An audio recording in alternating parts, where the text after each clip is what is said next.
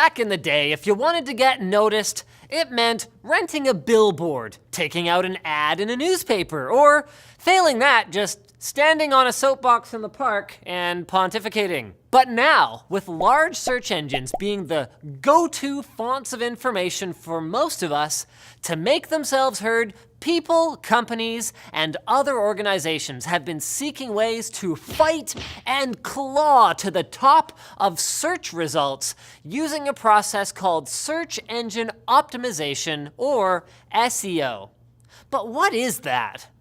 Well, you see, giant search engines like Google use algorithms to try to push relevant results to the top of the page, so that when a user types in computer mouse, they'll get links to buy a new input device rather than pictures of Stuart Little trying to use a PC. Now, how exactly these algorithms work are usually closely guarded trade secrets. But there's enough public knowledge for webmasters to attempt to tune their pages to boost their position in the search results.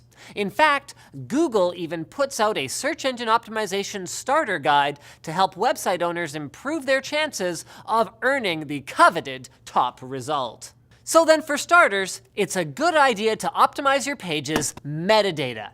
Metadata is all the stuff other than the actual content people will see in their browser window. And accurate metadata, things like descriptive page titles or embedding a short explanation of what's on the page into your HTML, which you can often end up seeing underneath a Google result, can help push your site up to the top.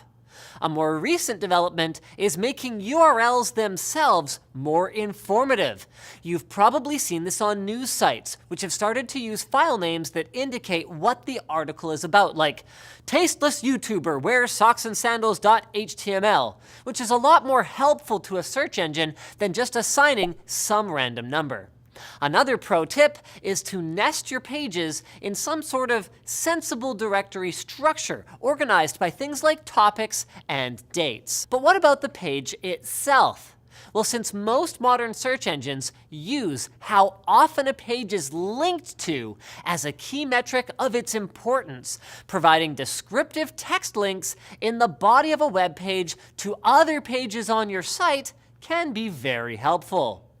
And search engines are also aware of things like topic headers and alt text for images to help categorize the site.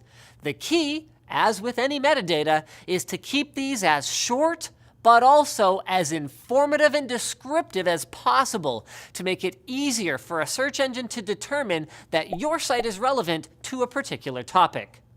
Of course, though, everything we've outlined so far is a legitimate SEO strategy. There are plenty of other tricks that might be employed by unscrupulous site owners.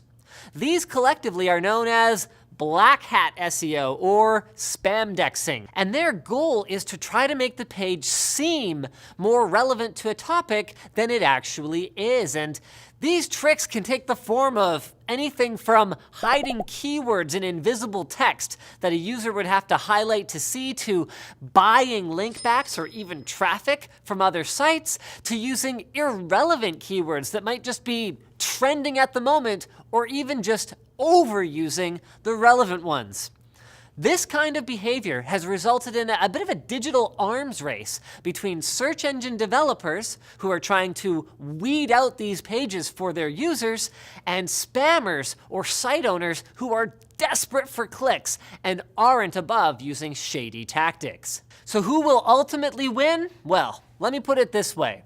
As search giants like Google deploy more sophisticated methods to separate the signal from the noise, my advice is, if you want your website to be around for a long time, stick to the honest, tried and true tactics, even if your website does feature material of ill repute.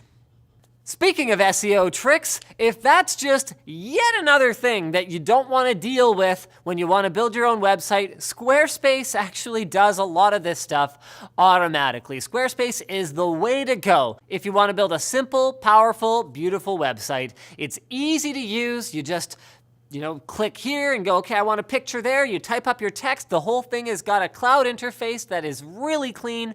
And if you have trouble with it, they've got 24/7 support via live chat and email. It's just $12 a month, and every Squarespace site features responsive design so your website scales to look great on any device, features commerce, so you've got a free online store, and you can even publish, oh wow, no, hold on, here's a new feature. New currencies for commerce. You can accept payments from Mexico, Russia, Hong Kong, Thailand, New Zealand, and more. Flippin' awesome. So start a trial with no credit card required and start building your website today. And when you sign up for Squarespace for real, use offer code TechQuickie and get 10% off your first purchase. So thanks for watching, guys. Like, dislike, leave a comment, subscribe, and damn it, I'm sure I'm missing something, but you know the drill anyway.